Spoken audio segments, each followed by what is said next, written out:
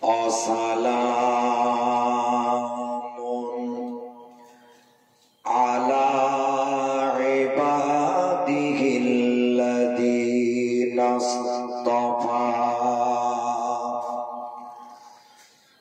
amma ba'du faqad qala Allahu ta'ala fi kalamihil majid wal furqanil hamid. A'udzu billahi minasy syaithanir rajim. Bismillahirrahmanirrahim. Innallaha wa malaikatahu yusalluna 'alan nabiy. Ya ayyuhalladzina amanu sallu 'alaihi wa sallimu taslima. Allahumma salli ala Sayyidina Maulana Muhammad wa ala ali Sayyidina Maulana.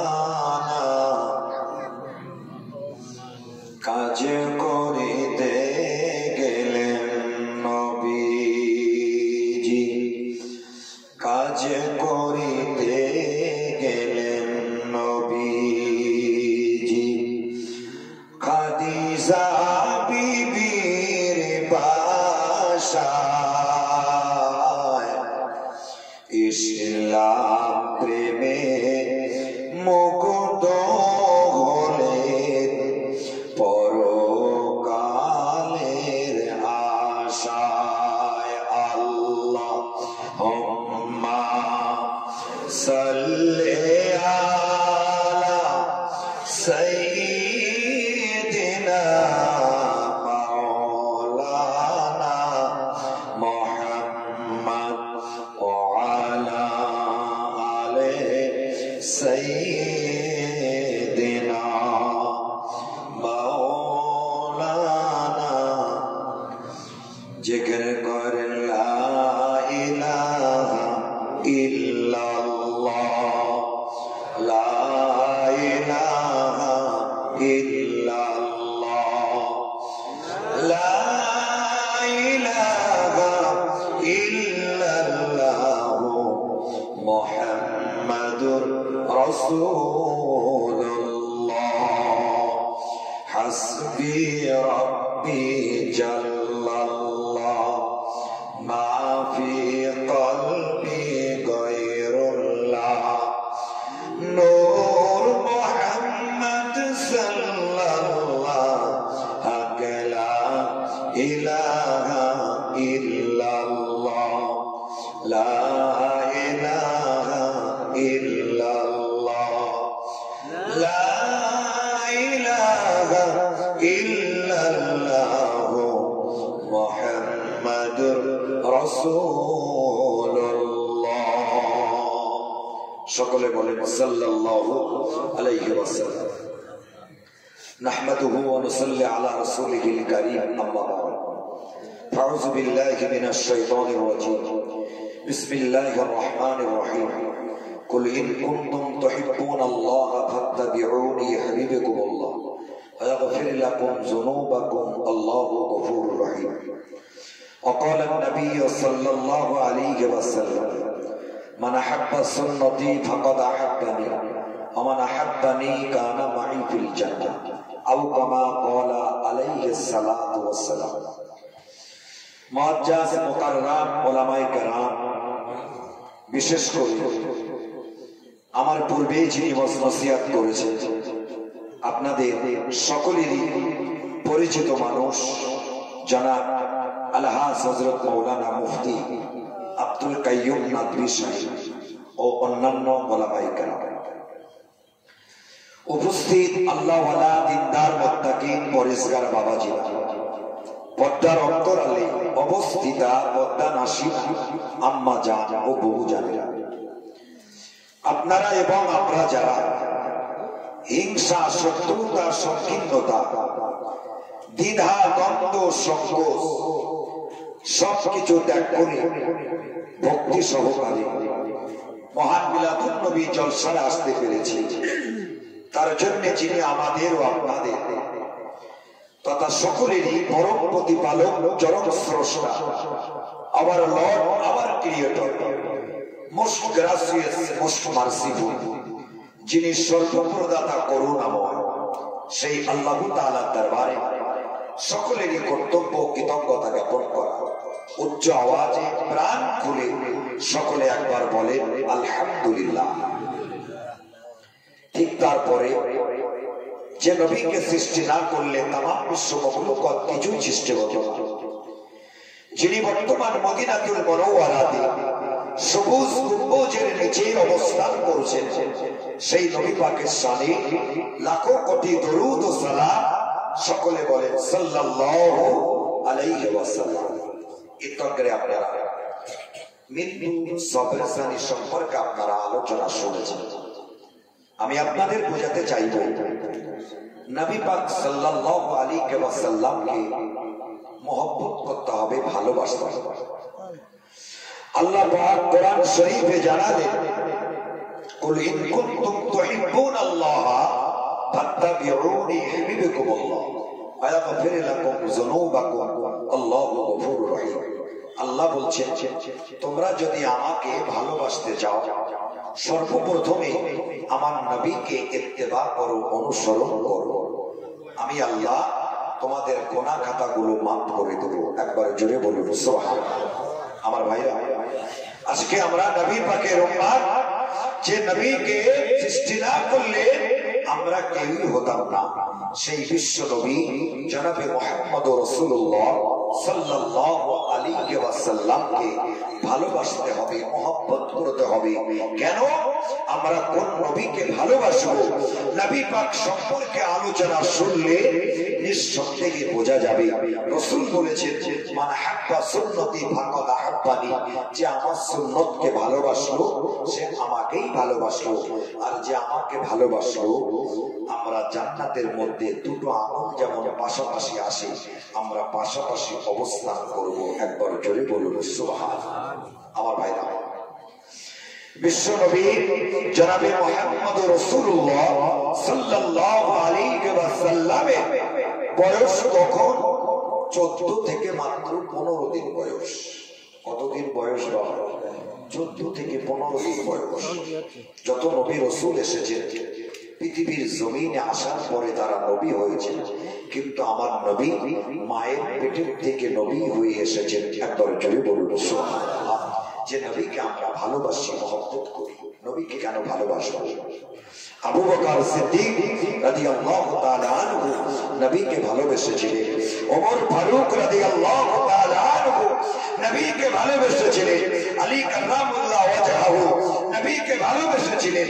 আশারায়ে মুবাশশিরা চারজন সাহাবী দুনিয়া থেকে জান্নাতের ঠিকানা পেয়েছেন। আল্লাহ পাক তাদেরকে জান্নাতের ঠিকানা দিলেন, তারা নবীকে ভালোবেসেছিলেন। আমরা সেই নবীকে ভালোবাসবো। আমার বিশ্ব নবী জনাবে মুহাম্মদ রাসূলুল্লাহ সাল্লাল্লাহু আলাইহি ওয়াসাল্লাম 14 থেকে 15 দিন আমার নবী পাকের বয়স। আমার নবী ছিলেন ইমামুল আম্বিয়া। একবার জোরে বলবেন সমস্ত নবীদের ইমাম। নবী পাকের বয়স 14 থেকে 15 দিন বয়স। হালিমাতুস সাদিয়া রাদিয়াল্লাহু তাআলা আনহা তায়েফ নগর থেকে আসলেন নবীকে।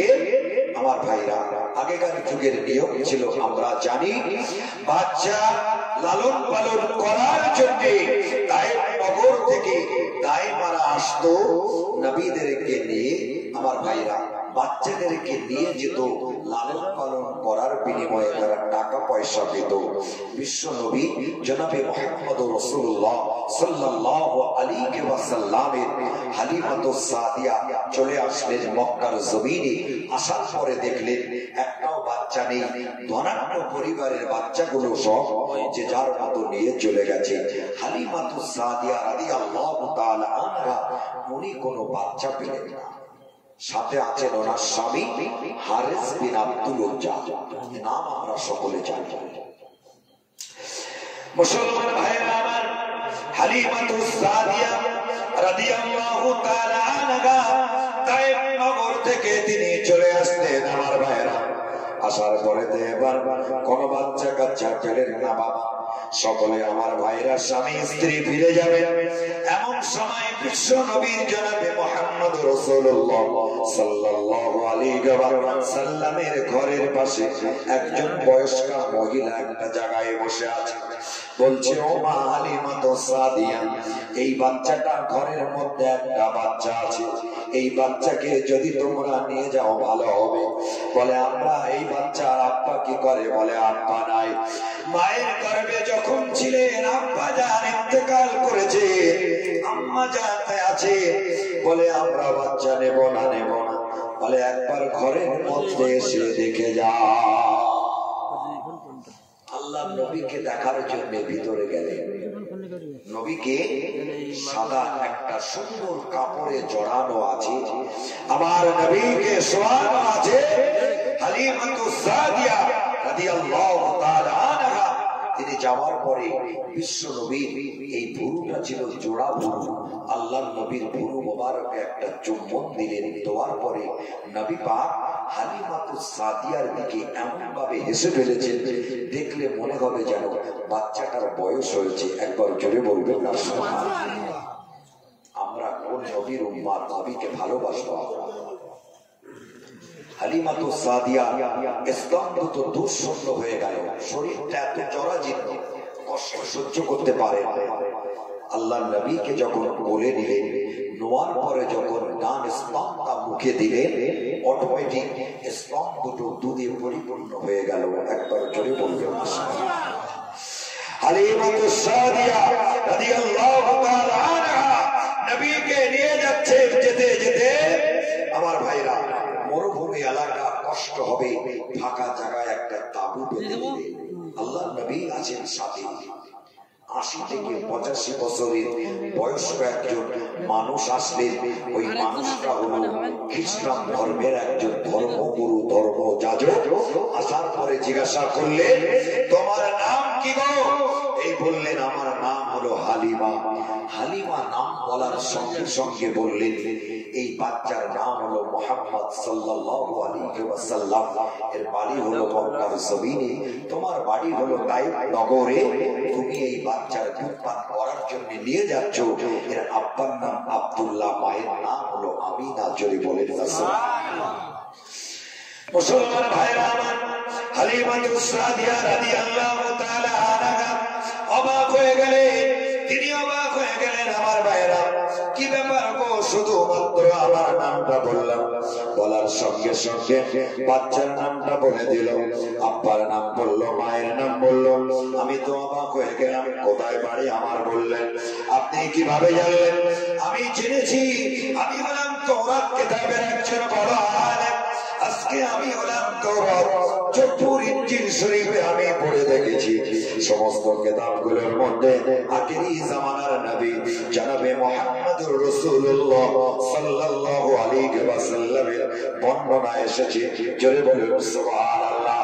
ও হালিমা, এই বাচ্চাটা একটু উপর করে দেখাবে নাকি? বলে, না না, আমি উপর করে দেখাতে পারবো না।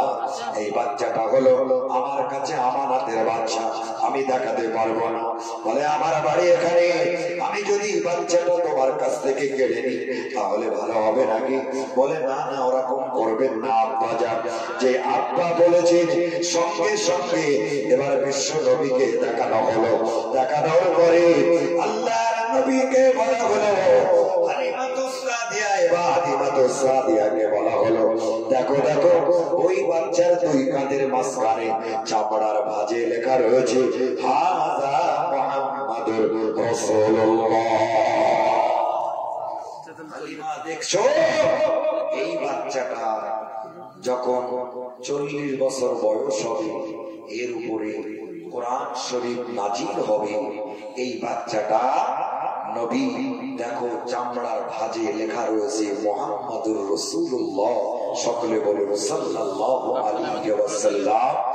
এই বাচ্চাটার যখন 40 বছর বয়স হবে, তখন তার উপরে আসমানি কিতাব আসবে, কোরআন শরীফ। আমার বয়স তখন হবে প্রায়, এখন যদি 80 হয়, 120 বছর হয়তো বয়স হবে, হয়তো আমি বেঁচে থাকবো না। তবে যদি তুমি বেঁচে থাকো, তুমি আমার সম্পর্কে একটু সাক্ষ্য দিও। আমি এই বাচ্চাটাকে দেখে আমি ঈমানের কালেমা পড়ে মুসলমান হয়ে গেলাম। জোরে বলুন সুবহানাল্লাহ। আমার নবী ছিলেন ইমামুল আম্বিয়া, বিশ্ব নবী জনাবে মুহাম্মদুর রাসূলুল্লাহ সাল্লাল্লাহু আলাইহি ওয়াসাল্লাম। তিনি ছিলেন ইমামুল আম্বিয়া। আমার নবী পাককে নিয়ে এবার হালিমাতুস সাদিয়া চলে গেলেন তাইফ নগরে। তাইফ নগরে আল্লাহ পাক জিবরিল আমিনকে বললেন, ও জিবরিল আমিন, তাইফ নগরের মাটিগুলো উলটপালট করে দাও, চাষের যোগ্য জমি বানিয়ে দাও। কেন? এখানে আমার নবী আসবে। তাইফ নগরে মরুভূমি এলাকা, সেই এলাকায় কোনো চাষবাস হয় না, কিন্তু বাবা তাইফ নগরের মাটিতে আলু চাষ হয়েছে। সেই আলু আমরা মক্কার জমিনে একটা সবজি মার্কেট আছে, মার্কেটটার নাম হলো নাকাসা বাজার। আমরা সেই বাজারে তাইফ নগরের আলু আমরা খেয়ে এসেছি। ভাই কথা বুঝতে পারছি? বিশ্ব নবীর ওসিলায় আজকে সেই নবীকে আমরা ভালোবাসি, মহব্বত করি। আমার নবী পাক হালিমাতুস সাদিয়ার বাড়িতে গেলেন, লালন পালন হচ্ছে, বড় হচ্ছে। নবী পাকের ধারাবাহিক জীবনী আমার ভাইরা আমার বললে অনেক সময় লেগে যাবে। বিশ্ব নবীর আমরা কেন ভালোবাসবো, মহব্বত করবো? এই নবী দুনিয়ায় আসার পরে নবী হয়নি, মায়ের গর্ভ থেকে নবী হয়ে এসেছিলেন। একবার জোরে বলুন না সুবহানাল্লাহ। মুসলমান ভাইরা আমার, বিশ্ব নবী জনাবে মুহাম্মদুর রাসূলুল্লাহ সাল্লাল্লাহু আলাইহি ওয়াসাল্লামকে আমার ভাইরা এবার নিয়ে যাওয়া হলো। নিয়ে যাওয়ার পরে তো এবার হালিমাতুস সাদিয়া রাদিয়াল্লাহু তাআলা আনহার বাড়িতে আছে। আল্লাহর নবী বড় হচ্ছেন বাবা। বড় হতে হতে হালিমাতুস সাদিয়া বললেন, আমার কাছে যতদিন ছিল আমার বামে স্তনে দুধ কোনোদিন সে পান করিনি। আমি মনে করলাম হয়তো আমার স্তনে কোনো সমস্যা হলো নাকি। আমি তো অবাক হয়ে গেলাম। যতবার আমি বামে স্তনের দুধটা মুখে দিতে যাই, আমি বামে স্তনটা সঙ্গে সঙ্গে মুখটা নাড়িয়ে দেয়। আমার নবী পাক আমাদেরকে জানিয়ে গেলেন, আয় আমার উম্মতেরা, আমি তোমাদের চোখে আঙুল দিয়ে দেখিয়ে গেলাম আমার উম্মতেরা, তোমরা হক সম্পর্কে সচেতন হও। হকুকুল্লাহ, হকুকুল ইবাদ, একটা হলো বান্দার হক আর একটা হলো মানুষের হক। বান্দার কাছে যদি আপনি অন্যায় করেন, যদি আপনি তার কাছে ক্ষমা না চান, কোনোদিন ক্ষমা হবে না। আর যদি আল্লাহর কাছে আপনি ভুল করেন, আপনি গোপনে তওবা করলে সেটা ক্ষমা হয়ে যাবে। আমার ভাইরা আমার, দুটো হক আল্লাহ আমাদের কাছে দিয়েছে বাবা। যদি কোনো মানুষকে আমি ইচ্ছাকৃত তার গালে চড় মারি, যদি সে মাফ না করে, কোনোদিন মাফ হবে না বাবা। আমার শক্তি আছে বলে, আমার লোক আছে, আমার টাকা পয়সা আছে, আমি ইচ্ছাকৃত কাউকে যদি আমি কষ্ট দিই, যদি সে ক্ষমা না করে, কিয়ামতের ময়দানে আল্লাহ পাক আপনাকে সবল, আপনাকে দুর্বল করে দেবে। আর ওই ব্যক্তিটাকে সবল করে দিয়ে আল্লাহ পাক শাস্তি আদায় করে দেবে। হুকুকুল্লাহ, হুকুকুল ইবাদ। আবু হানিফা রাহমাতুল্লাহ আলাইহির মতে একটা বাচ্চা পান করবে কতদিন বাবা বলতে পারবে? কথা বলে 2.5 বছর। আবু হানিফা রাহমাতুল্লাহ আলাইহি মাসলাকের মানুষ আমরা যারা কোরআন শরীফে আল্লাহ বললেন সালাসুন্না শাহরা, 30 মাস মানে 2.5 বছর, ঠিক কিনা? কথা বলে দেখবে অনেক বাচ্চাদের কিছু কিছু মা আছে তারা দুধ ছাড়াতে পারে না, যে কোনো প্রকারে 2.5 বছরের মধ্যে দুধ তাকে ছাড়াতেই হবে, যে কোনো পন্থা অবলম্বন করতে হবে। কেন? হাদিস শরীফে এসেছে বাচ্চার যখন 2.5 বছর বয়স হয়ে যায়, বাচ্চা যখন তার জ্ঞান হয়, অঙ্গ প্রত্যঙ্গ গুলো চিনতে পারে, আমার মায়ের এটা কোন অঙ্গ, এটা কোন অঙ্গ, বাচ্চা বোঝার ক্ষমতা আল্লাহ পাক দান করে। এই জন্য 2.5 বছরের মধ্যে তার দুধ পান করা থেকে বিরত রাখতে হবে। এটা আমরা আমল করব। বাড়িতে মেয়ে আছে, আমাদের স্ত্রীরা আছে, আমরা তাদেরকে বলবো, মা বোনেরা আছে, এটা আমরা আমল করার চেষ্টা করব। বলেন আল্লাহুম্মা আমিন। আমার ভাইরা, বিশ্ব নবী জনাবে মুহাম্মদ রাসূলুল্লাহ সম্পর্কে সচেতন করে গেলে, এই আমার উম্মতেরা, তোমরা জমি জায়গা ফাঁকি দেবে না, তোমরা 5 ওয়াক্ত নামাজ পড়ো, তাহাজ্জুদ পড়বা, কদরের রাতে তোমরা জেগে ইবাদত করো, কিন্তু এক হাত জমির জন্য ভাই ভাই মারামারি, ঠিক কিনা? কথা বলে 1 বিঘা জমি আরে সরবরাহ, ভাইয়ের ঘরে সাদ হচ্ছে, লিন্টন হবে, সামসেটের একটা তক্তা বেড়ে গেছে, এই মিস্ত্রি তক্তা খোলো, ঢালাই হবে, রড বাঁধা হয়ে গেছে, মিস্ত্রি তক্তা খোলো, এখানে এইভাবে করলে হবে না, ওর সীমানাই পর্যন্ত আমি সামসেট এত দূর দিতে দেব না। হয় না? হয় না? কথা বলে ভাই ভাই রক্তের বন্ধন ছিন্ন হয় নারীর কারণ, যেমন আপন হয় তেমন আবার ঝামেলা হয়, এটা খুলতে হবে। সানসেটটা এত ছোট সানসেট দিয়ে রেখেছে, আমি নাম করব না, কিন্তু যে নিজের ভাই না, তার দিকে সানসেট এতটা লম্বা করে রেখেছে। থাক না বাবা, অসুবিধে কি আছে, আমি যখন ঘর করব ওর সাথে আমি জুড়ে দেব, কিন্তু নিজের ভাই সহ্য করতে পারবো না। হকুকুল্লাহ হুকুকুল ইবাদ, বান্দার কাছে যদি অন্যায় করে, হসপাকে যাবে, সারা গ্রামের লোক দাওয়াত করেছে, নিজের বোনটা, নিজের বোনের ঘরে চাল দিয়ে পানি পড়ে, আপনি হসপাকে যাচ্ছেন, 350 লোক খাবে, বোন এসে বলছে, ভাই তুমি তো হসপাকে যাচ্ছ, তোমার ঝাড়ের থেকে 2টো বাঁশ আমাকে দাও, আমার ঘরের চালটা একটু সারাই করি। এটার মাথা গরম আছে, 350 লোক খাবে, খুব টেনশন। এখন কথা বলিস না, যা চলে যা, আমি তোদের জন্য দোয়া করে দেব। কি গো, এটা হবে তো? কথা বলে এ হজ হবে তো? আজকে আপনজন আগে আপনি দেখলেন না, জাকাতের টাকাগুলো যারা জাকাত নেবার যোগ্য, এমন আপনজন খুঁজে খুঁজে গোপনে তাদেরকে দেয়। আমরা জাকাত দিই নাম কেনার জন্য, ঠিক কিনা? কথা বলে আত্মীয় স্বজনের দিলে তো নাম হবে না। আমার ভাইরা, বান্দার কাছে অন্যায় করলে বান্দার কাছে ক্ষমা চাইতে হবে। গ্রামের মানুষের সামনে সেই প্রকাশ্য দাঁড়িয়ে, বাবা যদি আমি কাউকে কোনো কষ্ট দিয়ে থাকি, তোমরা আমাকে মাফ করে দিও, আমি হসপাকে যাচ্ছি, আমি 2টো কাপড় পরবো, সাদা কাপড়, একটা পরনে থাকবে, একটা আমার গায়ে থাকবে, হয়তো আমি না ফিরতেও পারি, তোমরা আমাকে ক্ষমা করে দিও যদি অন্যায় করে থাকি, আর যদি অন্যায় না করি আলাদা ব্যাপার। কথা বুঝতে পারছি? আল্লাহর নবী মুসা নবীর জামানাতে একজন তওরাত কিতাবের বড় একজন আলেম ছিলেন, যার নাম হলো আবুল হারেসা। নিঃসন্দেহে আপনারা জানেন তওরাত কিতাবের বড় আলেম আবুল হারেসা। মুসলমান ভাইরা আমার, এই আবুল হারেসা তওরাত কিতাবের বড় আলেম। আমার ভাইরা আমার, তওরাত কিতাবের বড় আলেম। একদিন তিনি তওরাত কিতাব পড়েছেন, বাবা আল্লাহর নবীর উপরে কোরআন শরীফটা নাজিল হয়েছে।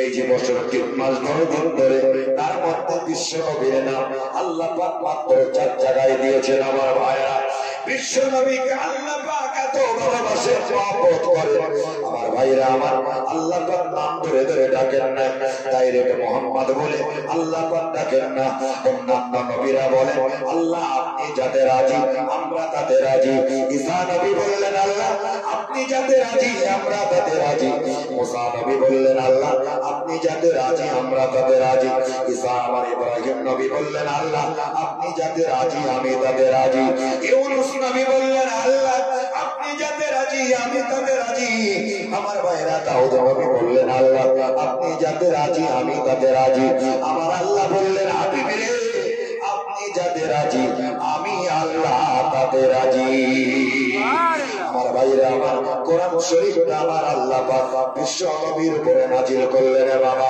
বিশ্ব নবীর নাম দিলেন মাত্র 4 জায়গায় আল্লাহ পাক মুহাম্মদ বলে বলে ডাকলেন আমার আল্লাহ বললেন আমি মুহাম্মদ বলে ডাকতাম না কিন্তু দুনিয়ার মানুষ পরিচয় জানানোর জন্য এক জায়গায় হলো 26 পারাতে আমার আল্লাহ বললেন মুহাম্মাদুর রাসূলুল্লাহ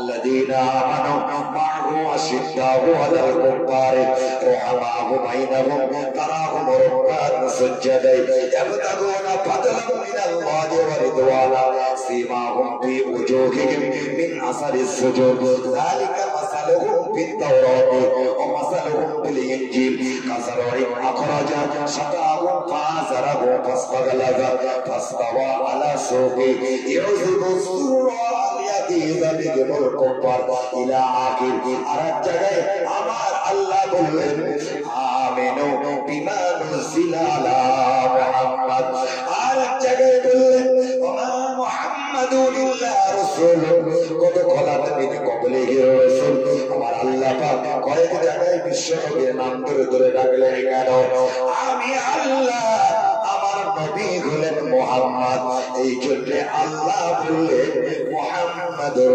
রাসূলুল্লাহ আলোচনা অসুবিধা হচ্ছে বাবা কথা বলে রান্না বান্না হয়ে গেছে বলে ভাই কালকে দুটো প্রোগ্রাম ছিল আমার আগে ছিলেন মুফতি আব্দুল কাইয়ুম নাদভী সাহেব প্রথম জলসা ছিল ভোলাহাট থেকে বাইর চক ওখান থেকে 8 কিলোমিটার লক্ষ্মীকান্তপুর হয়ে ভোলাহাট হয়ে বাইর চক আমি বিজ্ঞাপন দিচ্ছি না অসংখ্য দরবার দ্বিতীয় জলসা ছিল তালদি স্টেশন থেকে 3 কিলোমিটার দক্ষিণ পাতিখালি এখানে এই কজন লোক আছেন নাকি আপনারা না সোশ্যাল মিডিয়া মানে প্রচুর মানুষ দেখছে কি গো কালকে যাবো হলদিয়া তারপরের দিনেও হলদিয়া তারপরে দিন একটা আছে বারাইপুর একটা আছে কুলপি রমজানের আগ পর্যন্ত আছে গলায় পারে না ভাই একটু প্রেশার দিলে না গলাটা ফাটা ফাটা আওয়াজ হচ্ছে ভাইকে বলেছিলাম ভাই একটু ম্যানেজ করে বলে আপনি আসুন যত সময় পারবেন তবে আমি এসেছি 2 ঘন্টার কমে আমার ছাড়বে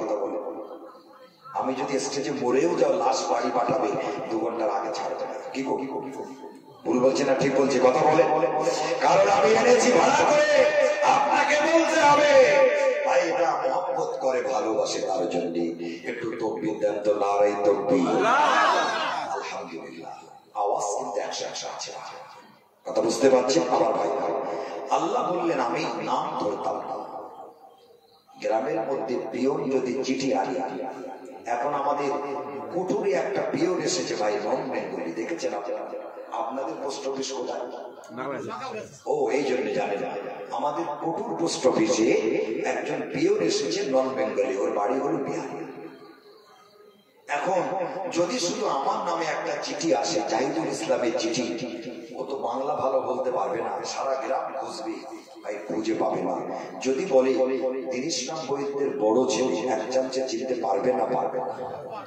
আল্লাহ বললে আমার নবীকে আমি নাম বলতাম না 4 জায়গায় ধরেছি কারণ হলো মানুষ জানবে আমি আল্লাহ আমার হাবিব আমার বন্ধু আমার দোস্ত মুহাম্মদ একবার জোরে বলুন সুবহানাল্লাহ পরিচয় জানিয়ে দেওয়ার জন্য আমি নাম ধরেছি কথা বুঝতে পারছি আমার ভাইরা নবী পাকের উপরে কোরআন নাজিল হয়েছে অথচ নবীর নাম মাত্র 4 জায়গা আর মুসা নবীর উপরে যে তৌরাত গ্রন্থ এসেছে, মুসা নবীর নাম ছিল 4 জায়গায়, কিন্তু কোরআন শরীফে মুসা নবীর নাম 80 থেকে 85 একাধিক জায়গায় মুসা নবীর নাম এসেছে। জোরে বলুন সুবহানাল্লাহ।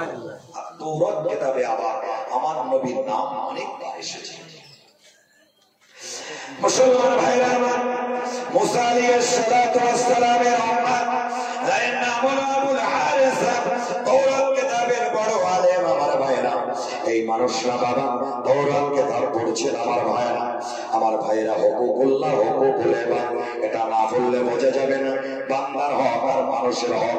আমার ভাইরা, আল্লাহর কাছে অন্যায় করলে যদি তাহাজ্জুদ নামাজ পড়ে যদি আল্লাহর কাছে তওবা করি, দোয়া চাই, আল্লাহ পাক রব্বুল আলামিন ক্ষমা করে দেবেন, মাফ করে দেবেন। আমার ভাইরা, কিন্তু বাবা আজকে যদি আমরা এটা করি, আমার ভাইরা আমার, এই জন্য বলবো বাবা, আমি বলতে চাই আমার ভাইরা আমার, যদি বান্দার কাছে অন্যায় করি, বান্দার কাছে আপনাকে ক্ষমা চাইতে হবে, তা না হলে আল্লাহ মাফ করবে না। আমার ভাইরা, আবুল হারিসা তৌরাত কিতাবের যোগ্য আলেম।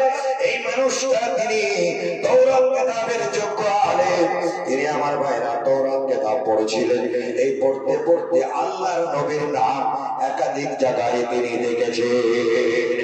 দেখার পরে তিনি এবার একটা অস্ত্র দিয়ে আল্লাহ নবীর নামগুলো সব কেটে দিলেন। কেটে দেওয়ার পরে পরের দিন তিনি তৌরাত কিতাব খুললেন, আবার দেখলেন একাধিক জায়গায় নাম চলে এসেছে। আসার পরে এবার আবুল হারিসা যখন আমার ভাইরা বিশ্ব নবীর নামের উপরই বেয়াদবি করেছে, বেয়াদবি করার পরে আল্লাহ পাক আবুল হারিসাকে গোসাপে পরিণত করে দিল। আবুল হারিসা তৌরাত কিতাবের বড় আলেম, বিশ্ব নবীর নামের সাথে বেয়াদবি করেছে, তার আল্লাহ পাক শাস্তি দিলেন, গোসাপে পরিণত হয়ে গেল। সাউন্ডটা মানুষের মতো আছে। আল্লাহু আকবার। নিজের চেহারা দেখার পরে অবাক হয়ে গেছে, কেমন চেহারা হয়ে গেল, আমি কি করলাম। আবুল হারিসা বাড়িতে গেলে, যাওয়ার পরে দরওয়াজায় ধাক্কা দিলে, দেওয়ার পরে আমার ভাইরা দরওয়াজা খোলা হলো।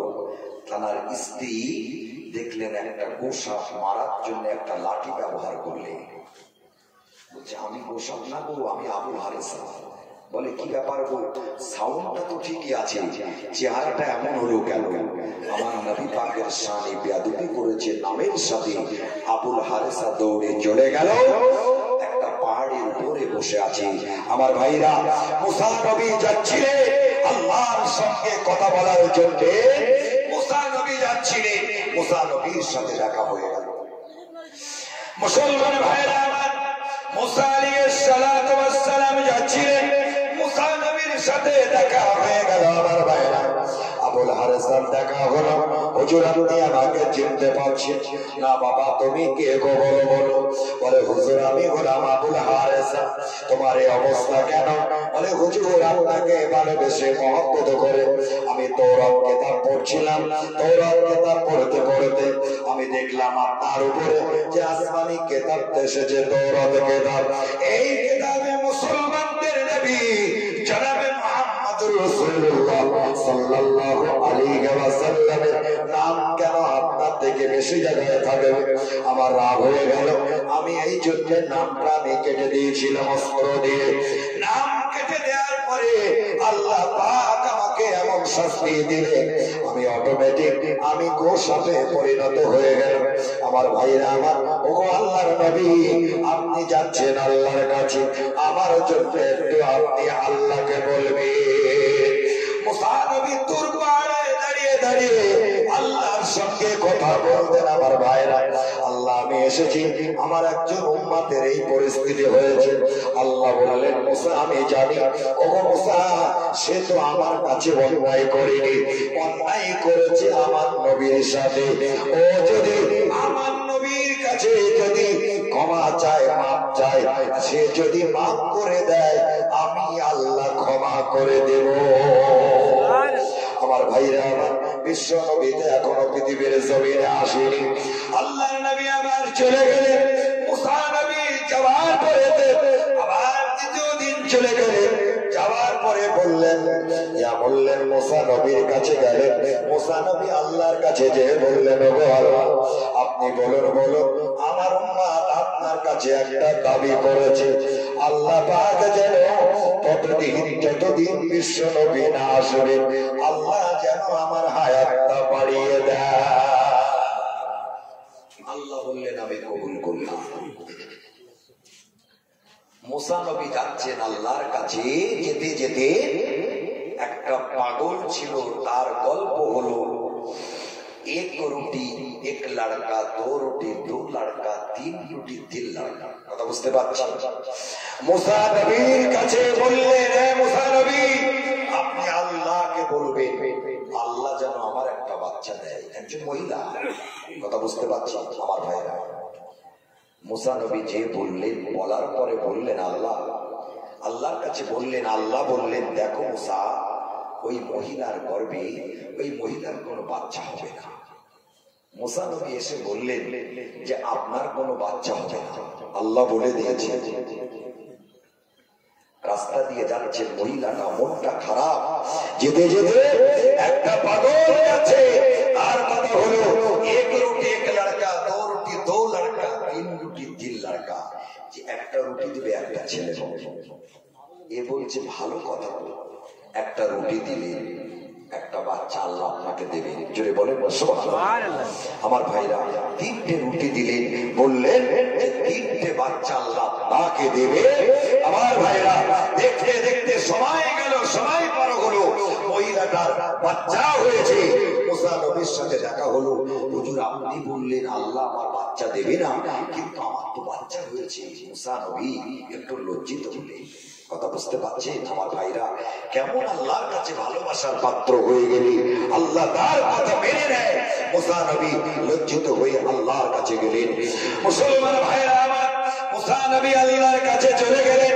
যাবার পরে বললেন, রব্বুল আলামিন, আল্লাহ আপনি আমাকে বললেন আল্লাহ আপনার ওই বান্দির কোনো বাচ্চা হবে না, আজকে আমি তাকে বলে দিলাম। দেওয়ার পরে তারপরে আপনি তাকে পরপর তিনটে বাচ্চা দিয়েছেন। আল্লাহ বলে, মুসা আমি তোমাকে বলবো, মুসা আমার একটুখানি মানুষের গোশতের দরকার, মুসা তুমি আমাকে একটু মানুষের গোশত এনে দাও। আল্লাহর নবী মুসা আলাইহিস সালাম এবার পৃথিবীর জমিনেতে ময়দানে বেরিয়ে পড়লেন। সবার কাছে যায়, একটু গোশত দাও, গোশত দাও। আল্লাহ পাক চেয়েছেন, কেউ গোশত দিতে চায় না, বলে আমার শরীর থেকে কাটলে তো আমার লাগবে। কেউ দিতে চায় না, কেউ দিতে চায় না। আমার ভাইরা আমার, এবার মুসা নবী চলে গেলেন আল্লাহর কাছে। এই যে মানুষটা বলছিল এক রুটি এক লড়কা, দো রুটি দো লড়কা, তিন রুটি তিন লড়কা, তার সঙ্গে দেখা হয়ে গেল। বলে কি সংবাদ গো? বলে আল্লাহ একটু মানুষের গোশত চেয়েছে। ওই ব্যক্তি বলছে, দেখেন আল্লাহ কোথাকার গোশত চেয়েছেন একবার বলো, আমি দিতে রাজি আছি। মুসা নবী অবাক হয়ে গেলেন। মুসা নবী আল্লাহকে গিয়ে বললেন, আল্লাহ কেউ তো গোশত দিতে চায় না। মুসা তুমি ওই ব্যক্তির কাছে গিয়েছিলে? বলে হ্যাঁ আল্লাহ গিয়েছিলাম। যাওয়ার পরে কি বললেন? আল্লাহ কোথাকার গোশত চেয়েছে আপনি একটু মেনশন করে বলে দেন, সেখান থেকে আমি দেব। ও মুসা, তোমার গায়ে তো গোশত ছিল, তুমি তো সেখান থেকে দিলে না, তাহলে আমি আল্লাহ ওই ব্যক্তির কথা শুনবো না, কার কথা শুনবো? জোরে বলুন সুবহানাল্লাহ। আমাকে এত ভালোবাসে, মহব্বত করে মুসা নবী আমার ভাইরা চলে গেলেন আল্লাহর কাছে। যাওয়ার পরে মুসা নবী একটু সুপারিশ করলেন, আল্লাহ ওই ব্যক্তিটাকে আপনি আগের মতো পুনরায় মানুষে পরিণত করে দেন। মুসা, ওর জন্য তুমি সুপারিশ করবে না, যদি সুপারিশ করো তাহলে তোমার নবুয়তের দপ্তর থেকে নামটা আমি মুছে দেবো আমি আল্লাহ। কেন? আমার নবীর নামের সাথে বেয়াদবি করেছি। কথা বুঝতে পারছি যে নবীর উম্মত আমরা, নবীকে ভালোবাসবো, মহব্বত করবো। আমার ভাইরা আমার, মুসা নবী চলে আসলেন। আসার পরে বললেন আল্লাহর কাছে দোয়া করো যাতে করে আল্লাহ আমার হায়াতটা একটু বাড়িয়ে দেন, আমি যেন শেষ নবীকে দেখা পাই। আমি দেখা পাওয়ার পরে তার কাছে আমি ক্ষমা চাইব। মুসলমান ভাইরা আমার, আল্লাহর নবী মুসা আলাইহিস সালাতু ওয়াস সালাম এবার আল্লাহর কাছে চলে গেলেন। যাওয়ার পরে আল্লাহ পাক রব্বুল আলামিন মুসা নবীর দোয়া কবুল করে নিলেন। আসার পরে বললেন, আবুল হারেসা পাহাড়ের উপরে আছেন। আমার নবী ভূমিষ্ঠ হলেন, পৃথিবীতে আসলেন, নবী পাক নবুয়ত পেলেন। লম্বা চড় আলোচনা। আমার নবী যাচ্ছেন, যেতে যেতে যেতে যেতে আবুল হারেসা নবীকে দেখতে পেলেন। ডাকার পরে নবীকে সালাম জানালেন। আল্লাহর নবী এবার বললেন, আবুল হারেসা বললেন, ইয়া রাসূলুল্লাহ, আমি আপনার নামের সাথে বেয়াদবি করেছিলাম, তার কারণে আল্লাহ পাক রব্বুল আলামিন আমাকে এত বড় শাস্তি দিয়েছেন। ও আবুল হারেসা, তোমাকে বলতে হবে না, আমি নবী সব জানি। একবার জোরে বলা যাবে না সুবহানাল্লাহ। আল্লাহর নবী দেহ মোবারক থেকে জামা মোবারক খুলে দিলেন। তারপরে বললেন, আবুল হারেসা, আমার পিঠের দিকে তাকাও। তুমি যেখানে আমার নামে কাছি চালিয়েছিলে, আমার পিঠে সে দাগগুলো এখনো রয়েছে। ও আবুল হারেসা, আমি জানি, আমি তোমাকে মাফ করে দিলাম, কোনো অসুবিধা নাই। আমার ভাইরা আমার, পূর্বের মতো আবার আবুল হারেসা আবার পূর্বের মতো মানুষে পরিণত হয়ে গেলে। আল্লাহর নবীর সাথে বেয়াদবি করা যাবে না। মুসা নবীর জামানাতে একজন মানুষ ছিল, আমার ভাইরা, ওই মানুষটা 200 বছর আয়ু পেয়েছে বাবা, জীবনে কোনোদিন সে ভালো কাজ করেনি বাবা। এই সামান্য ঘটনার মধ্যে আমাদের জ্ঞান রয়েছে আমার ভাইরা। আমরা নবীকে ভালোবাসবো, নবীর সাথে বেয়াদবি করবো না বাবা। বেয়াদবি করলে শাস্তি আমি আপনাদের কাছে বললাম। আর নবীকে ভালোবাসলে আল্লাহ তাকে কত পুরস্কার দেবেন আমার ভাইরা। বনি ইসরাইল বংশে একজন মানুষ ছিলেন মুসা নবীর জামানাতে। ওই মানুষটা 200 বছর আয়ু পেয়েছিল, জীবনে কোনোদিন ভালো কাজ করেনি বাবা, জীবনে আল্লাহকে আল্লাহ বলে ডাকেনি। এটা তার মনের ব্যাপার। কিন্তু ওই মানুষটার ইন্তেকাল হয়ে গেল। ইন্তেকাল হয়ে যাবার পরে গ্রামের মানুষেরা তাকে ঘাড়ে করে নিয়ে জঙ্গলে রেখে চলে এসেছে। মুসা নবীর কাছে জিবরিল আমিন আসলেন, ইয়া রাসূলুল্লাহ, ও মুসা নবী, আল্লাহর নবী, আপনার একজন উম্মত ইন্তেকাল হয়েছে। আপনার উম্মতেরা, আপনার কওমের মানুষেরা ঘাড়ে করে নিয়ে তারা জঙ্গলে চলে রেখেছে, তারা চলে এসেছে। ওই ব্যক্তিটাকে বাড়ি নিয়ে আসো, ওই ব্যক্তিটাকে গোসল দেন, তার কাফনের কাপড় পরা, কবরস্থ করা, তা না হলে কবরস্থ করা। আল্লাহর নবী মুসা আলাইহিস সালাতু ওয়াস সালাম তিনি চলে আসলেন। আসার পরে বললেন, এই আমার কওমের মানুষেরা, তোমরা ওই ব্যক্তিটাকে জঙ্গল থেকে বাড়ি নিয়ে আসো। বলে মুসা নবী, আমরা তো বাড়ি নিয়ে আসবো, কিন্তু ওই মানুষটার মধ্যে ভালো কি আছে আপনি একটু আমাদের জানিয়ে দাও। আল্লাহর নবী মুসা আলাইহিস সালাতু ওয়াস সালাম বললেন, আমি তো জানি না, আমার কাছে আবার জিবরিল আমিন আসবেন, আসার পরে তোমাদেরকে আমি জানিয়ে দেব। জিবরিল আমিন আসলেন, আসার পরে বললেন, মুসা নবী, এই মানুষটা 200 বছর আয়ু পেয়েছিল, কিন্তু সে কোনো ভালো কাজ করেনি, সবাই জানে। ওই মানুষটা যখন কেউ তওরাত কিতাব পড়তো, আমার নবীর নামটা যখন শুনতো, শোনার সঙ্গে সঙ্গে সাল্লাল্লাহু আলাইহি ওয়াসাল্লাম বলে চোখে মুখে মালিশ করতো। আল্লাহ পাক খুশি হয়ে 200 বছরের গুনাহ খাতা মাফ করে দিয়ে আল্লাহ তাকে মাফ করে দিয়েছে। এবার 3 দিন পরে জঙ্গলে গেল। যাওয়ার পরে দেখলে ওই মানুষটার গায়ে মাটি স্পর্শ করেনি, জঙ্গলের হিংস্র প্রাণীরাও স্পর্শ করেনি। তারা বলছে, দেখো দেখো, এত খারাপ কাজ করেছে যার গায়ে জঙ্গলের পশুরাও স্পর্শ করেনি। বাড়িতে আনা হলো, গোসল করানো হলো, দাফন করিয়ে এবার কাফন পরিয়ে কবরস্থ করা হলো। বলার উদ্দেশ্য হলো, নবী পাকের শানে যদি বেয়াদবি করা হয়, আমার ভাইরা আমার, আল্লাহ পাক কত বড় শাস্তি দেবে। আর যদি নবীকে ভালোবাসি, মহব্বত করি, আল্লাহ পাক আমাদেরকে কত বড় পুরস্কার দেবে। বিশ্ব নবী জনাবে মুহাম্মদুর রাসূলুল্লাহ এবার তিনি হালিমাতুস সাদিয়ার বাড়িতে আছেন বাবা।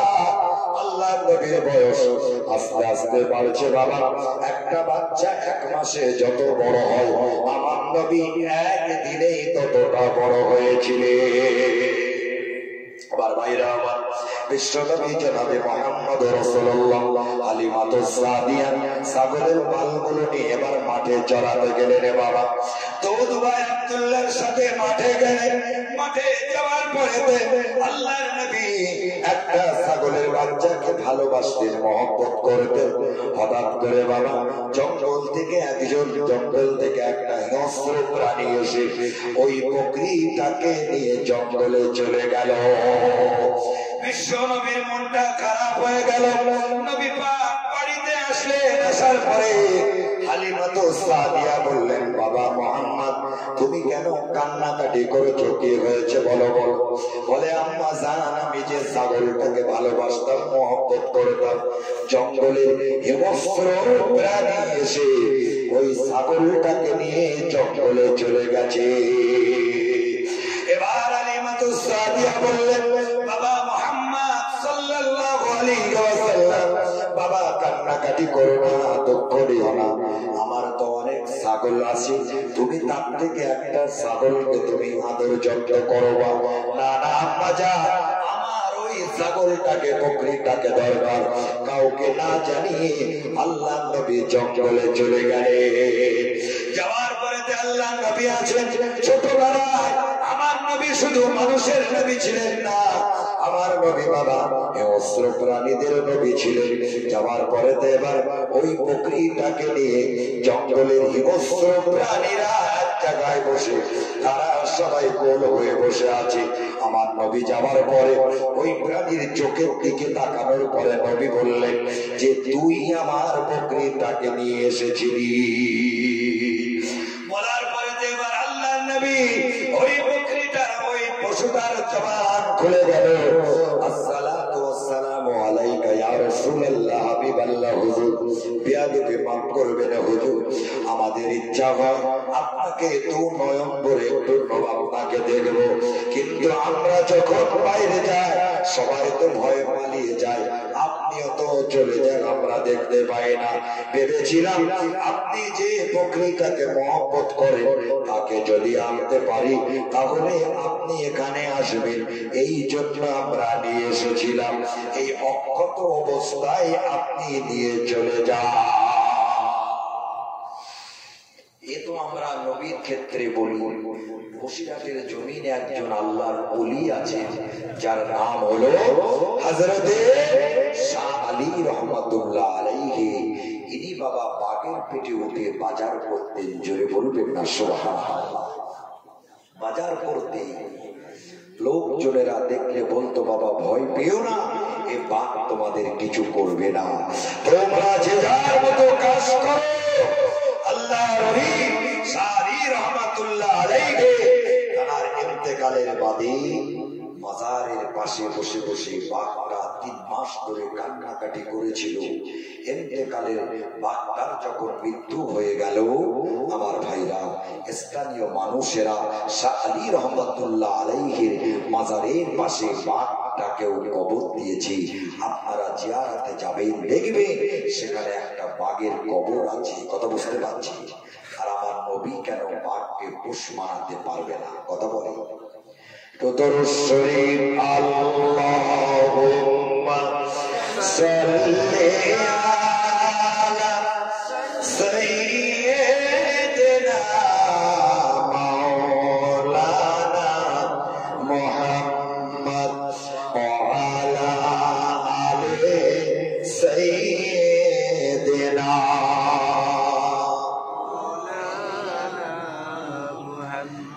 সারা জাহানের বাদশাহ হয়ে এলেন দুনিয়া, অন্ধকার ঘুচিয়ে দিলেন ভুবন মদিনা।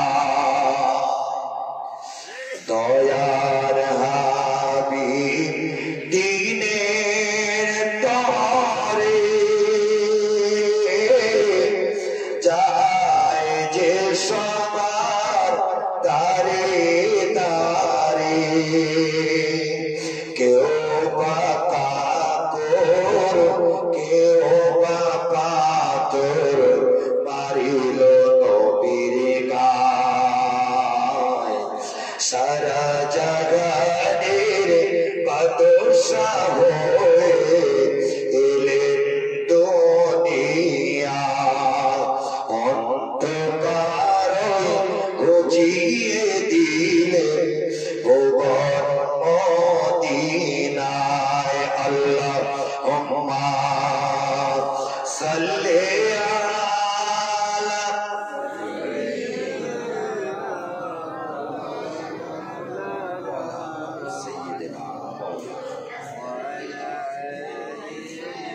আমার ভাইরা আমার, এটা মিলিতে সবরে জানি বিশ্ব নবীকে আমরা ভালোবাসবো, সুন্নত গুলোকে আঁকড়ে ধরবো। আপনি দেখবেন আল্লাহ পাক আমাদের ভালোবাসবেন, মহব্বত করবে।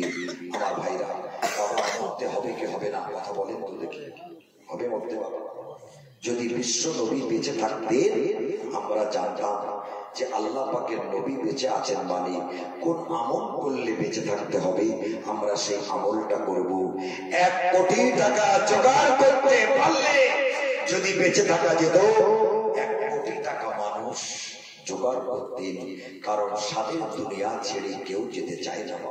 আল্লাহ নবী আস্তে আস্তে বড় হলেন, নবী পাকের 2 বছর বয়সে সিনা চাক করা হলো।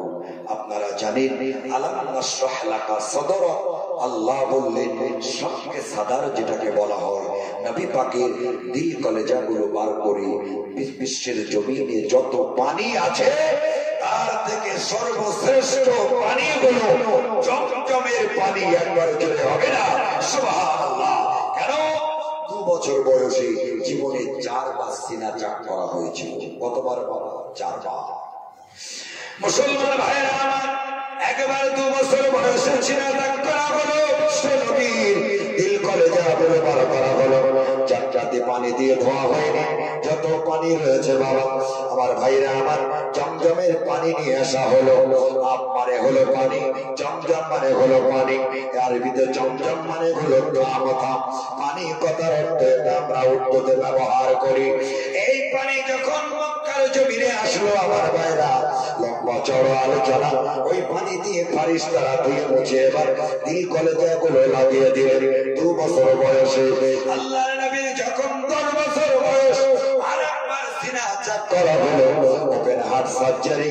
সাহাবীরা সেখানে প্রমাণ দিলেন আমার রাসূলুল্লাহ যখন খালি গায়ে থাকতেন, কোন সময় আমরা দেখেছিলাম আল্লাহর নবীর এই বুক মোবারক থেকে নাভি মোবারক পর্যন্ত ছেঁড়া হলো সেলাইয়ের দাগটাও আমরা দেখেছি।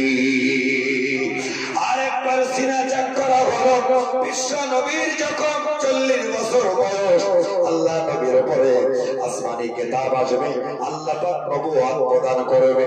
আমার নবীর ওই সময় সিনা চাক করা হলো। আরেকবার সিনা চাক করা হলো যখন তিনি মেরাজ শরীফে যাবেন। বাবা আমরা জানি যারা চাঁদে গেছে, মহাকাশ যারা অভিযান করেছে, এই জায়গায় পাঠানোর সময় মেডিকেল টেস্ট করা হয়, ভিতরের পাশমাটি গুলো ঠিক আছে কিনা। মেডিকেল যদি আনফিট হয় তাহলে ওখানে আর পাঠানো যাবে না, মেডিকেল টেস্ট করা হয়। বাবা আল্লাহ নবীকে আবার সিনা চাক করা হলো। সিনা চাক করার পরে আল্লাহর কাছে দীর্ঘ 27 বছরের মেয়াদে আল্লাহর নবীকে আল্লাহর কাছে আল্লাহর নবী পাক চলে গেলেন। জোরে বলা যাবে না সুবহানাল্লাহ? বিশ্ব নবী বড় হলেন, আল্লাহর নবী চাচা আবু তালেবের কাছে লালিত পালিত হলো।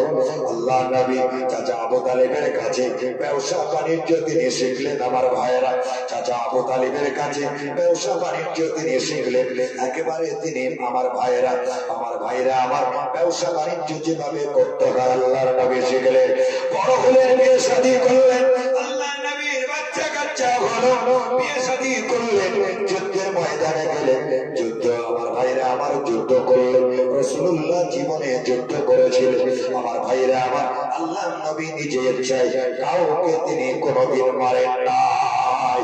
বিশ্ব নবী এবার 63 বছর বয়সে আল্লাহর নবী আল্লাহকে সাড়া দিয়ে নীরব নগরের বাসিন্দা হয়ে গেলেন। আমার ভাইরা, যে নবীকে আল্লাহ পাক এত ভালোবাসেন, মহব্বত করেন, সেই নবীকেও আল্লাহর কাছে চলে যেতে হয়েছে। কিন্তু বিশ্ব নবীর তিরোধানটা হলো আলাদা, আমাদের মৃত্যুটা হলো আলাদা। আল্লাহ পাক কোরআন পাকে জানালেন, ইজা জা আজালুহুম লা ইস্তাকিরুনা সাআতাও ওয়ালা ইস্তাকদিমুন। যার যখন মওতের সময় আসবে, 1 সেকেন্ড এদিক ওদিক করা হবে না, নির্দিষ্ট সময়ে মরতে হবে। বাবা সেটা হলো আল্লাহর নবীর তিরোধান। আর আমাদের আমাদের মৌত, আসমান জমিন তফাৎ। আল্লাহ নবী বললেন, এই বান্দারা তোমরা যেন দেনা পাওনারা দেবে না। 1 টাকা দান করার থেকে যদি আপনি 100 টাকা ঋণ শোধ করেন, সেটা হবে বাবা সবের কাজ হবে। দিনে আমার ভাইরা ঋণ রাখা যাবে না। আল্লাহ নবী আমার ভাইরা আমার, আল্লাহ নবী ঋণগ্রস্ত ব্যক্তিদের জানাজা পড়তেন না। মুসলমান ভাইরা আমার, আমাদেরকে সেইভাবে চলতে হবে বাবা। কবরকে ভয় করো, মৃত্যুকে স্মরণ করো, আল্লাহর হুকুম আকাম গুলো মেনে চলতে হবে। পাক না পাক সম্পর্কে জ্ঞান রাখতে হবে বাবা। আমরা অনেকে আছি আমার ভাইরা, পেশাব করে পানি নিই না, আমরা পেশাব করে পানি ব্যবহার করতে হবে। আমরা যাদের বয়স হয়েছে তাদেরকে কুলুপ ব্যবহার করতে হবে আমার ভাইরা। যেমন দেখবেন বাবা, যখন খেজুর গাছ কাটা হয়, রসগুলো যেমন কেটে কেটে পড়ে, বয়স্ক মানুষ যারা আছে প্রসাব করার পরেও এরকম প্রসাব আসার সম্ভাবনা আছে।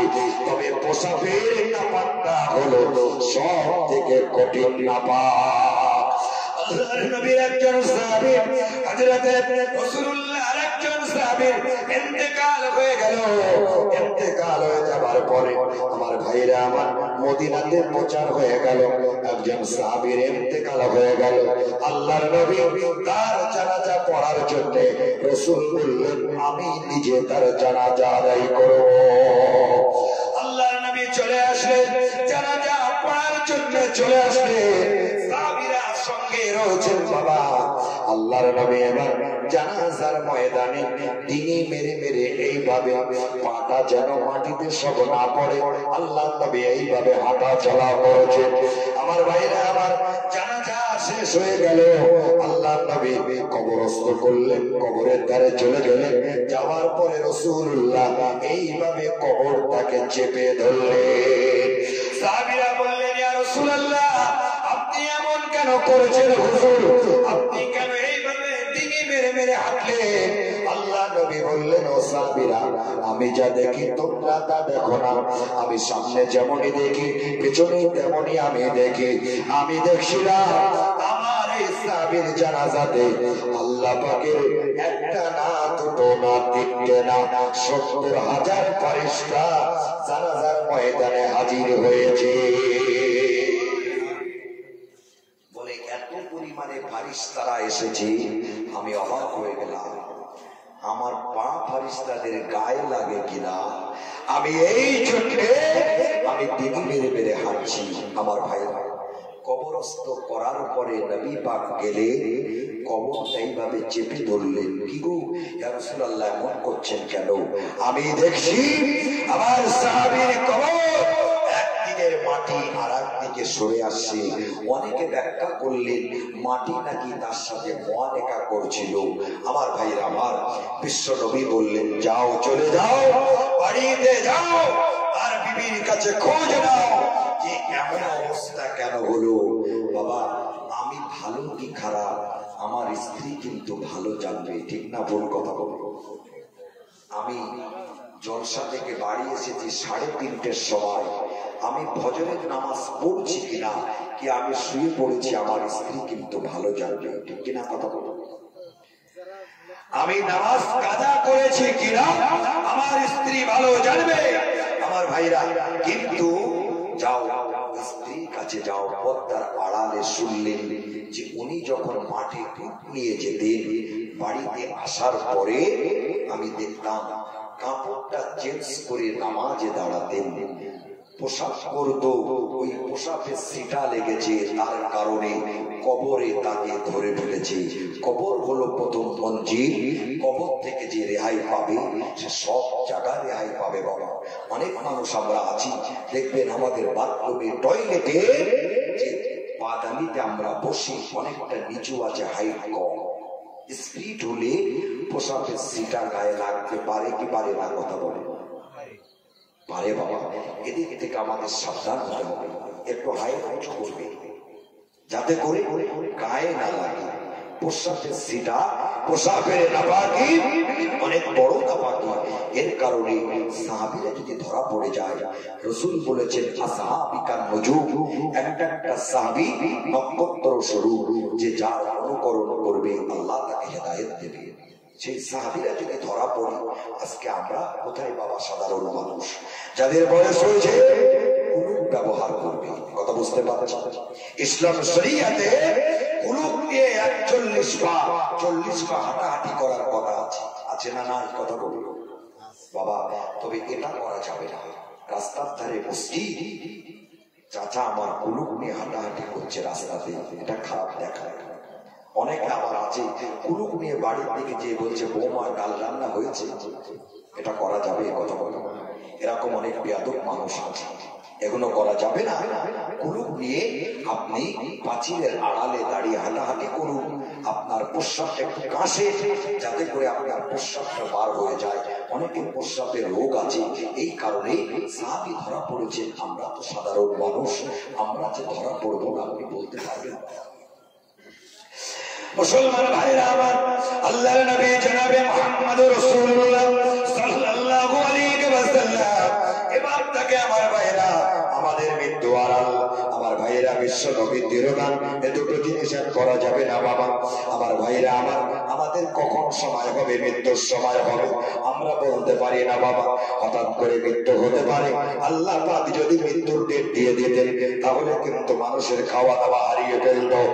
আর যদি নির্দিষ্ট দিন দেওয়া হতো যে ফাল্গুন মাসের 10 তারিখে আমার মৃত্যু হবে, আমার ভাইরা আমার, আমি খাওয়া দাওয়া সব ছেড়ে দিতাম। কিন্তু বাবা এটা করা যাবে না, আল্লাহ এটা করেন নাই। বান্দা কোন কারণে মৃত্যু হবে আল্লাহ দোষ নিজের ঘাড়ে নেন না। আল্লাহ পাক হঠাৎ করে ওসিলা দিয়ে মৃত্যু দিয়ে দেবে। এই মানুষটা সুস্থ মানুষ, হঠাৎ করে রাতের বেলা ভালো ছিল, এই মানুষটা সুস্থ মানুষ, বুকের এক সাইডে যন্ত্রণা হচ্ছিল, হসপিটালে নিয়ে যাওয়ার আগে মৃত্যু হয়ে গেল। আমরা বললাম বুকে যন্ত্রণার কারণে মৃত্যু হয়ে গেল। এই মানুষটা সুস্থ মানুষ, নামাজ পড়েছিল বাবা, একদিকে সালাম ফিরিয়েছে, হঠাৎ করে মৃত্যু হয়ে গেল। অনেক কারণে মৃত্যু হয়, রাস্তা দিয়ে যাচ্ছিল, গাড়ি জামা পড়ে মৃত্যু হয়ে গেল। আমার ভাইরা, আমাদের মৃত্যু নবী পাকের তিরোধান, এটা অনেক বাবা। আল্লাহ নবী স্থানান্তরিত হয়েছে, আল্লাহ নবী মাজার মাকদাসের মধ্যে জীবিত অবস্থায় আছে। একবার জোরে বলা যাবে না সুবহানাল্লাহ। আল্লাহর নবী আরাফাতের ময়দানে এবার তিনি বিদায় হজের ভাষণ দিচ্ছেন। এমন সময় জিবরিল আমিন আসলেন, আসার পরে বললেন ইয়া রাসূলুল্লাহ, আল্লাহ পাক আপনার কাছে কোরআন শরীফের শেষ আয়াতটা পাঠিয়ে দিলেন, আল-ইয়াউমা আকমালতু লাকুম দীনাকুম ওয়া আতমামতু আলাইকুম নি'মাতি ওয়া রাদিতু লাকুমুল ইসলাম দীনা। নবী পাক বুঝে গেলেন আমার আর সময় বেশি বাকি নাই, আমি চলে যাব, আমার পৃথিবী থেকে চলে যেতে হবে। দিনটাকে পরিপূর্ণ করে দেওয়া হলো। আল্লাহর নবী বাড়িতে আসলেন। নবী পাকের একজন সাহাবী ছিল, যার নাম হলো হযরত বেলাল, যিনি পৃথিবীর প্রথম মুয়াজ্জিন, মদিনা শরীফে যিনি আযান দিতেন। আমার ভাইরা আমার, কিতাবের মধ্যে এসেছে বাবা, এমন 3 জন ব্যক্তির মতো কালো মানুষ পৃথিবীর জমিনে আল্লাহ পাক পাঠান নাই। একটা হলো হযরতে বেলাল, যিনি মদিনার মসজিদের মুয়াজ্জিন ছিলেন। মানুষেরা বেলালের নামে কমপ্লেইন করলো, ইয়া রাসূলুল্লাহ, বেলালের তোতলা জবান আযান শুদ্ধ হয় না, আপনি বেলালকে মুয়াজ্জিনি পদ থেকে সরিয়ে দেন, আপনি অন্য কাউকে নিয়োগ করুন। আল্লাহর নবী অন্য কাউকে মুয়াজ্জিনি পদে নিয়োগ করলেন। এবার জিবরিল আমিন আসলেন, ইয়া রাসূলুল্লাহ, আজকে কি আযান হলো না নাকি? এখনো তো ভোর হয় না, ভোর হয় না। আরশে আজিমে আল্লাহ পাকের কাছে আযানের আওয়াজ পৌঁছায়নি। বাবা অন্তর থেকে যদি মহব্বত করে, ভালোবাসে, আমার ভাইরা আমার, এবার জিবরিল আমিন বললেন, ইয়া রাসূলুল্লাহ, আযান হয়নি নাকি? সেই বেলালকে আবার আযান দিতে হলো। আপনি দেশের মানুষ, এত দেখতে কুৎসিত কলাকার, গাড়ির তলার মতো কালো আরেকজন মানুষ ছিলেন কোরআন শরীফে যার নামে আল্লাহ পাক একটা সূরা নাযিল করলেন। এই মানুষটা নাও নবী, নাও ফেরেশতা, নাও আল্লাহর ওলি, নাও নবী, তিনি হলেন সাধারণ মানুষ। এত পরিমাণে কালো ছিল, যার নাম হলো হযরত লোকমান আলাইহিস সালাম।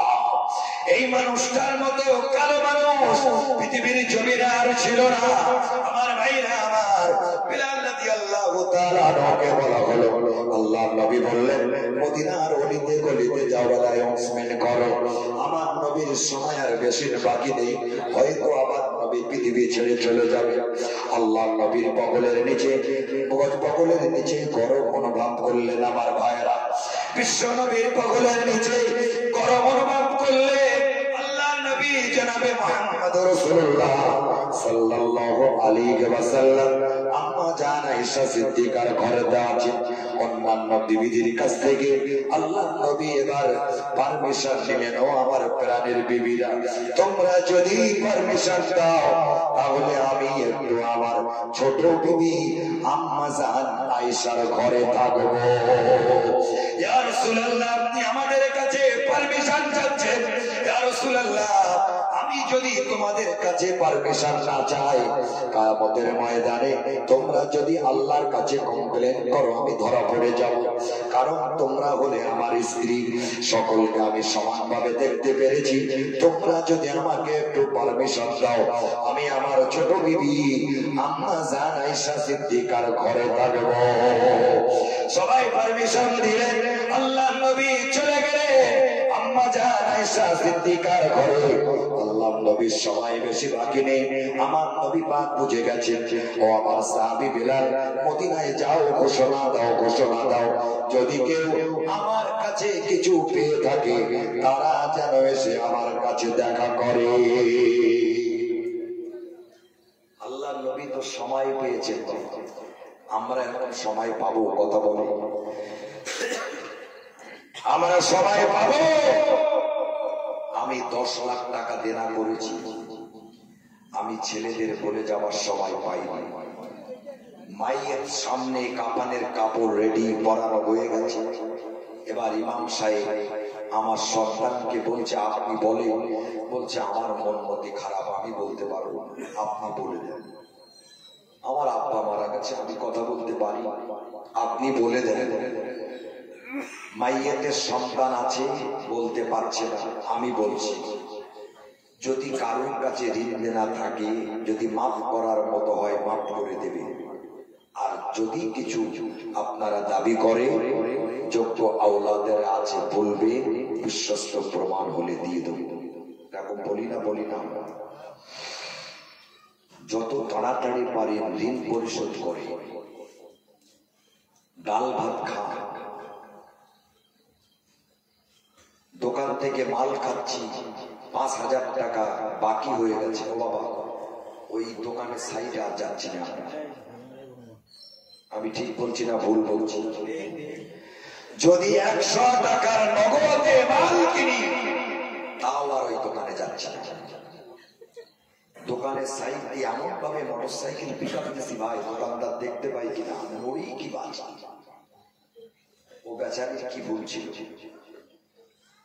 এখন দেখবে দোকানে সব লিখে দিয়েছে আজ নগদ কাল ধার, বাকি যে লজ্জা দেবেন। কত দোকান বন্ধ হয়ে গেছে। আল্লাহর কাছে জবাব দিতে হবে না? কথা বলে হবে তো নাকি? মাল খেয়েছি অনেক দিন হয়ে গেছে, মনে নেই। ও মনে নেই মনে হয়, কিন্তু সে কিন্তু আমাদের চালাকি বুঝতে পারছে। আমরা কম হলে বুঝতে পারি, বেশি হলে বুঝতে পারি না। এক ব্যান্ডেল বিড়ি কটা থাকে? 25টা নাকি? একটা হাতের মাপ আছে নাকি? আমি শুনেছি বাড়ি এইভাবে ধরে ওনাকে 25টায় থাকে, গুনতে হয়। এখন 15টা নাকি? দাম বেড়ে গেছে ভাই। বিড়ির ব্যান্ডেলটা নেওয়ার পরে যদি 24টা হয় দোকানদারের বড় বলবে, কিন্তু 26টা হলে বলবো না ভাই। আমরা মনে করি মনে বুঝতে পারি। কসম খোদার আমার একটা গল্প আমি বলি ভাই, বেয়াদবি নেবেন না, আমি বেশি সময় নেব না ভাই, শেষ করে দেব। আমার ভাইরা, হুগলি জেলা থেকে আমি জলসা করে ফিরছিলাম। টাকা পয়সা কোনো কন্ট্যাক্ট ছিল না, আমি কন্ট্যাক্ট ছিল না। যাই হোক, তবে যেখানে 500 550 আপ ডাউনের রাস্তা একটু যদি হিন্স না দেই তাহলে তো সমস্যা হয়ে যাবে ভাই। পেট্রোল ইঞ্জিন গাড়ি, ড্রাইভার আছে, সঙ্গী লোক আছে। আমার ভাইরা ডেকোরেটরের টাকাটা আমাকে দিয়ে দিয়েছে, কমসে কম 30,000 টাকা হবে। হুগলি জেলায় আমাকে 30, কেন আমি আপনার সিদ্দিকি নাকি কথা বলতে আমার 30 দেবে কেন? আমি সত্যি কসম, সত্যি কথা ভাই, কসম খোদার আমি বুঝতে পারি না। আমি টাকা দেখে আমাকে দিয়েছে, আমি পকেটে নিয়ে চলে এসেছি। 5 কিলোমিটার পরে কমিটি ফোন করেছে। আমি বললাম এরকম টাইমে তো কমিটি ফোন করে না, নিঃসন্দেহে কোনো ব্যাপার আছে। আমি গাড়ি করলাম, ড্রাইভারকে গাড়ি রাখলাম, সাইনবোর্ড দেখলাম জায়গাটা কোথায় আছে। বুঝলেন আপনি কত দূর গেছেন? কেন ভাই যান, আপনি একটু দেখেন তো কত টাকা আছে। ভাই আমি এখন টাকা দেখিনি ভাই। হুজুর আপনি দেখেননি? বলে না আমি টাকা দেখিনি। এখন ফুলপুরা থেকে একটু দূরে হবে, হুগলি জেলা। আপনি একটু টাকাটা দেখেন। আমি গুনে দেখলাম 30,000। হুজুর ডেকোরেটরের টাকা আর আপনার টাকা পাশাপাশি ছিল, বুঝতে পারেনি তো আমরা, ওইটা পাল্টাপাল্টি হয়ে গেছে। আপনি চলে আসেন আপনার, আমি দাঁড়িয়ে আছি। ঠান্ডার সময় তারা 3 জন মোটর সাইকেলে এসেছে, আমি টাকাটা দিয়ে দিলাম, আমার টাকাটা নিয়ে আমি চলে এসেছি। ভাই কেউ দেখছে না, আল্লাহ দেখেছে কিনা কথা বলে। আমি দেখছি গাড়ির দরওয়াজা লাগানো আছে। যদি বলতাম ভাই না তো, না না আমার টাকা তাই আছে, আজকে তো অনেক ইনকাম হয়েছে ভাই, ওই টাকা ডাক্তারকে দিতে হবে। বিশ্বাস হয় আপনার? ডাক্তারে খাবে। আমি এই জন্য বলবো সঠিক পথে ইনকাম করুন, ঋণ দিয়ে রাখবেন না বাবা। আমি কিছু টাকা ঋণ করেছিলাম ভাই, সত্যি কথা বলছি, জলসা করছি, ঋণ শোধ করছি। 1 টাকা দান করার থেকে 1000 টাকা ঋণ শোধ করার সওয়াব আল্লাহ পাক নামায় আমলে বেশি করে লিখে দেবেন আমার আল্লাহ। আমরা নিয়ত করি ভাই ঋণ রাখবো না। কি গো আপনি কালকে মরবেন না বলতে পারবেন? নবী পাকের আলাদা, আমাদের আলাদা। আমার ভাইরা বিশ্ব নবী এবার বললেন যাও সাহাবী অ্যানাউন্সমেন্ট করো। সাহাবীরা চলে আসলেন। আসার পরে আমার নবী পাক বসে আছেন। ও সাহাবীরা তোমরা আমার কাছে কিছু পাও না, ঋণ দে না। সবাই চুপচাপ আসে। আমার ভাইরা কিছু বলছেন না? সমস্যা হলে বলেন। জি সমস্যা হলে বলবেন ভাই, জোর করে অশোনানো যায় না। আমার ভাইরা আবি আক্কাস বলে একজন সাহাবী আছেন, নবী পাকে দাঁড়িয়ে বললেন ইয়া রাসূলুল্লাহ আপনার কাছে আমার একটা ঋণ আছে। ওমর ফারুককে চেনেন তো নাকি? আপনি দেখেনি কিন্তু নাম শুনেছেন তো নাকি?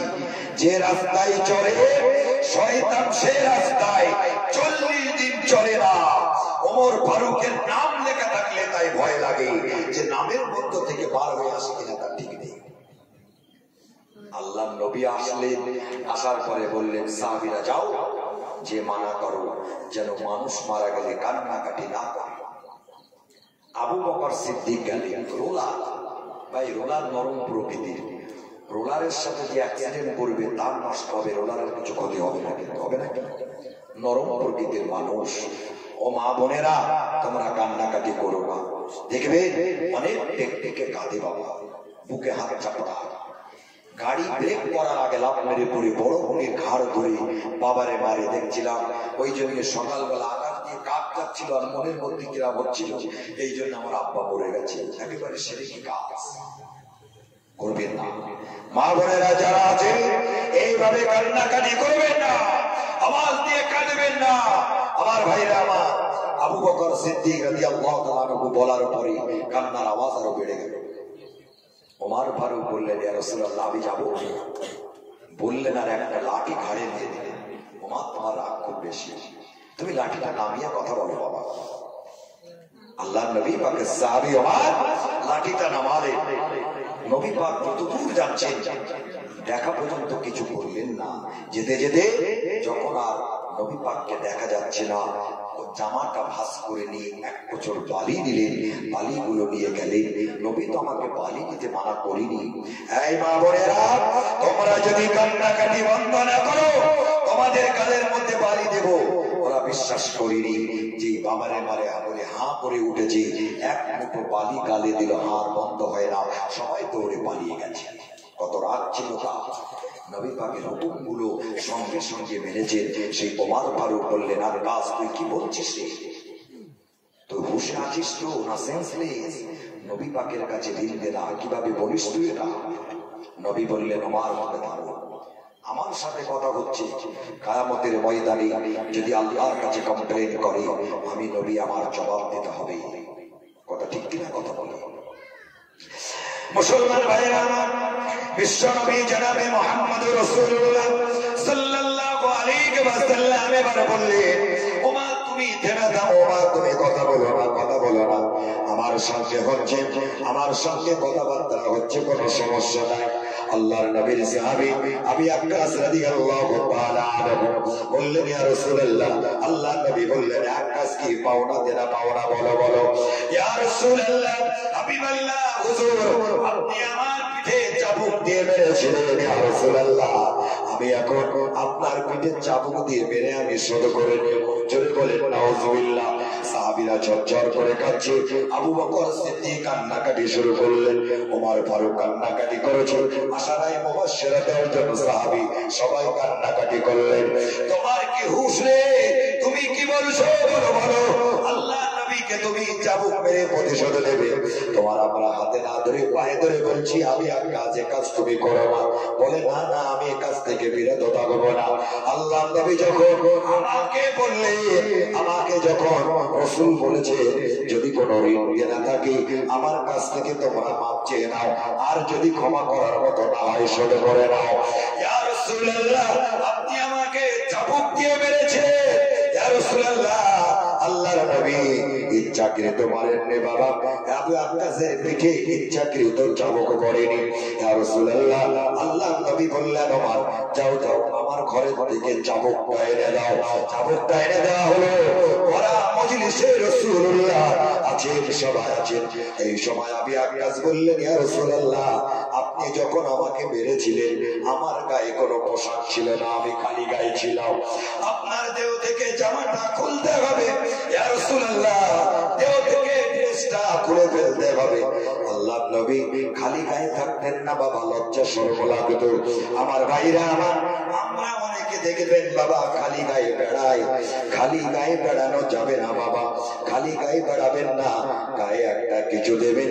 আমরা অনেকে আবার মানুষের বডি দেখায়, ঠিক কিনা কথা বলে? আমার বডিটা কেমন সুন্দর, এই জন্য আমরা খালি গায়ে চলে যাই। আল্লাহর নবী এবার ওরা মজলিস থেকে ঘরের মধ্যে চলে গেলেন। যাওয়ার পরে আল্লাহর নবী দেহ মোবারক থেকে জামা মোবারকটা খুলে দিলেন। আবু আক্কাস চাবুক নিয়ে সেখানে চলে গেলেন। সাহাবীরা সবাই কান্নাকাটি শুরু করে দিল। এত পরিমাণে কান্নাকাটি করেছে বাবা, আবু আক্কাস চাবুকটা ফেলে দিয়ে আল্লাহ নবী কামলা নবীর উপরে পড়ে গেলেন। আর যে দুই কাঁধের মাঝখানে কবুতরের ডিমের মতো মোহরে নবুয়ত রয়েছে, তার থেকে বিভিন্ন কালার বার হতো। আবু আক্কাস ওই মোহরে নবুয়তে চোখ দিয়ে দিলে। আল্লাহ নবী বললেন, আক্কাস তুমি যেটা করেছো সাহাবীরা কেউ করতে পারেনি। আমি বলে দিলাম আল্লাহ পাকের তৈরি করা 7টা জাহান্নাম তোমার জন্য হারাম হয়ে গেছে। ইয়া রাসূলুল্লাহ আপনারা কিভাবে ভাবলেন আমি আপনাকে প্রতিশোধ নেব?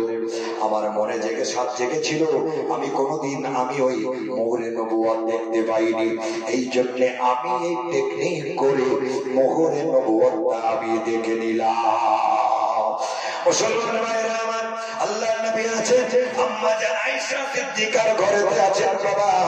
থাকার পরে আল্লাহর নবী বললেন, আয়েশা মৃত্যুর যন্ত্রণা, এত যন্ত্রণা আমি নবী সহ্য করতে পারছি না, আমার কপালটা ঘামছে, আমার ঠোঁট দুটো শুকিয়ে যাচ্ছে, পাত্রে পানি রয়েছে বাবা, ন্যাকড়া ভিজিয়ে ভিজিয়ে আম্মা জান আয়েশা বারবার ঠোঁটে দেয়, কপালে দেয়। আল্লাহর নবী বললেন, মৃত্যুর যন্ত্রণা, এত যন্ত্রণা আয়েশা আমি নবী সহ্য করতে পারছি না। আমার ভাইয়েরা, আল্লাহর নবী এবার আল্লাহর নবীর হায়াতে থাকাকালীন আবু বকর সিদ্দিক মসজিদে নববীতে নামাজ আদায় করেছিলেন। আল্লাহ করেছেন বাবা রাসূলুল্লাহ, কান্নাকাটি করেছেন আমার ভাইরা। আল্লাহ নবীকে জিজ্ঞাসা করা হলো, ইয়া রাসূলুল্লাহ, আপনি কি মৃত্যুর যন্ত্রণায় কান্নাকাটি করেছেন নাকি? বলে না না, বলে এটা হলো আমার সুখের পানি। ভাইরা আমার, কটা বাজলো? 11:30। দোয়া করতে করতে সময় লাগবে ভাইরা আমার। যাই বা হোক বাবা, আমি যে কথা বলছিলাম, নবী পাকের তিরোধান আর আমাদের মৃত্যু অনেক তফাৎ। মালাকুল মউতকে আল্লাহ বললেন, তুমি তোমার ওই চেহারা নিয়ে নবী পাকের সামনে যাবে না, তুমি বেদুইন বালকদের মতো চেহারা ডুপ্লিকেট বানাও, গলার আওয়াজ নরম করো, নবী পাকের কাছে পারমিশন চাও। আসসালাতু ওয়াসসালামু আলাইকা ইয়া রাসূলুল্লাহ, আসবো নাকি আপনার বাড়ির মধ্যে? ফাতেমাতুজ জোহরা রাদিয়াল্লাহু তাআলা আনহা নবী পাকের কাছে বসে আছেন। থাকার পরে বললেন, এখন আসবেন না, আব্বা জানের শরীর অসুস্থ। আল্লাহর নবী বুঝে গেলেন, ও ফাতেমা, মানা করো না, ইনি অন্য কেউ নন। বাপ থেকে ছেলেকে আলাদা করে, স্বামী থেকে স্ত্রীকে আলাদা করে, বন্ধু থেকে বন্ধুকে আলাদা করে, এটা হলো সেই মালাকুল মউত আজরাইল ফেরেশতা। ওকে আসতে দাও, দেরি করিও না, আল্লাহর কাছে যাওয়ার সময় হয়ে গেছে আমার। আসলেন, পারমিশন চাইলেন, আমি কি আপনার জান কবজ করতে পারি? যদি পারমিশন দেন, যদি বলবেন না সুবহানাল্লাহ। নবী বললেন, আমার একটু বাকি আছে, আমার বন্ধু জিবরিল আমিন আসবে, তারপরে আপনি আমার জান কবজ করবেন। মুসা নবীর কাছে জিবরিল আমিন গেলেন, জান কবজ করব। এক খুশি মেরেছে, একটা চোখ পার হয়ে গেল, চোখটা ধরে নিয়ে আল্লাহর কাছে গেছে। আল্লাহ কার কাছে পাঠালেন? আমার চোখ পার করে দিয়েছে। তুমি যাও, যে জিজ্ঞাসা করো, আপনি কি পৃথিবীতে থাকতে চান নাকি? একটা পশুর পিঠে হাত দেন, যতটা লোম হাতের মধ্যে পড়বে ততদিন আপনাকে আল্লাহ হায়াত দিয়েছে। বলে তারপরে আল্লাহর কাছে যেতে হবে, বিকল্প ব্যবস্থা নেই। বলে না, আমি দেরি করব না, আমার জাহানটা কবজ করে আল্লাহর কাছে চলো। ইমানদার মানুষেরা মৃত্যুকে ভয় পায় না বাবা। পৃথিবী থেকে মাত্র 3.5 হাত মাটির নিচে আমরা থাকবো, ঠিক কিনা কথা বলো? রাবেয়া বাসরীকে যখন কবরের মধ্যে প্রশ্ন করা হলো, মান রব্বুকা, বলে কি রে, আমি তো পৃথিবীতে ছিলাম, 3.5-4 হাত মাটির নিচে এসে আল্লাহকে আমি ভুলে গেছি, আমার কাছে এই প্রশ্ন করছো? আসমান থেকে আওয়াজ এসেছে, কোথায় গেছো গো তোমরা, ফিরে এসো। তারা জীবন তৈরি করেছিলেন বাবা। আজকে আমাদের জীবন তৈরি করতে হবে, এ সময় দেবে না। মালাকুল মউত জাহিদুল ইসলাম আসবো নাকি ঘরের মধ্যে? জাহান নিতে এসেছি, কেন আমি কি লাঠের পাঠ হয়ে গেছি? এই সময় দেবে না বাবা। এই জন্যে সর্বসময় মৃত্যুর জন্য তৈরি থাকবে। আল্লাহ রসুল বললেন, জিবরিল আমিন ফেরেশতা আসবে, আমার কিছু কথা আছে, তারপরে আপনি আমার জান কবজ করবেন। জিবরিল আমিন আসলে, বন্ধু দেরি করলেন কেন? মালাকুল মউত ফেরেশতা এসেছে, আমার জান কবজ করবে। যে আমি তো টেনশনে আছি, আমি চলে যাব, কোনো সমস্যা নেই, কিন্তু আমার গুনাহগার উম্মতের উপায় কি হবে? বলে আমি আল্লাহর কাছে গিয়েছিলাম, আল্লাহ বললে যাও জিবরিল আমিন ফেরেশতা চলে যাও, আমার নবীকে যে বলো, ইয়া রাসূলুল্লাহ, আপনার থেকে দায়িত্ব আমি আল্লাহ আমার বেশি, আপনার টেনশন করতে হবে না। আপনার উম্মতেরা যদি ঠিক মতো নামাজ আদায় করে, আমার কুদরতি হাতে আমি তাদের দায়িত্ব নিয়ে নিলাম। জোরে বলবেন না সুবহানাল্লাহ। যে নবী সব থেকে কঠিন সময় আমাদের খোঁজ নিয়েছে, মেরাজে গেছে, আরশ মোয়াল্লা, আরশে আযীমে, সেখানে যাওয়ার পরে আমাদের কথা স্মরণ করেছেন, আল্লাহ আমি নবী হয়ে আপনাকে দেখতে পেলাম, আমার উম্মতেরা আপনাকে তো দেখতে পেল না। আল্লাহ একবারও বলিনি আমার সন্তানেরা আপনাকে দেখতে পেল না, আমার স্ত্রীরা আপনাকে দেখতে পেল না। আল্লাহ বললেন, টেনশন নেই, 5 ওয়াক্ত নামাজ পড়ো, হয় তারা আমাকে দেখছে, না হয় আমি তাদেরকে দেখছি। জোরে বলুন সুবহানাল্লাহ। 5 ওয়াক্ত নামাজ পড়লে বাবা আমরা বোনাস পাই না কথা বলি। 5 ওয়াক্ত নামাজ পড়বেন, আল্লাহ পাক অলরেডি 50 ওয়াক্ত নামাজের সওয়াব নামায় আমাদের লিখে দেবেন। জোরে বলেন না সুবহানাল্লাহ। সকলে আবার 5 ওয়াক্ত নামাজ পড়বো। মালাকুল মউত ফেরেশতা আসলেন। নবী পাকের এইভাবে সিস্টেমে মৃত্যু হয়েছিল বাবা। আমার নবী জিন্দা নবী, হায়াতুন নবী কবরের মধ্যে আছেন, মাজার বাগদাতে আছেন। আমাদের জন্য কেঁদে কেঁদে বুক ভাসাচ্ছি। আমরা নবী পাকের সুন্নত গুলো জবাই করব না, আঁকড়ে ধরবো, কবরকে স্মরণ করব, মৃত্যুকে আমরা স্মরণ করব, নবীকে ভালোবাসবো, মহব্বত করব। আমার মঈদুল ভাই, ছোট ভাই, বাচ্চার ইন্তেকাল হয়েছে, আত্মীয় স্বজন, পাড়া প্রতিবেশী যারা চলে গেছেন, আপনারাও এসেছেন, আত্মীয় স্বজন যারা চলে গেছেন, সকলের রুহের মাগফিরাতের কামনায় আমরা দোয়া খায়ের করব। আশেপাশে যারা আছেন চলে আসেন, নবী পাকের সামনে সালাম জানাবো। সকলে দাঁড়িয়ে যান। ইয়া নবী সালাম আলাইকা ইয়া রাসূল। সামনে দিকে আগে আসে, পিছনে যারা আসে ভিতরে আসে। বাবা ভিতরে ঢুকে পড়ে।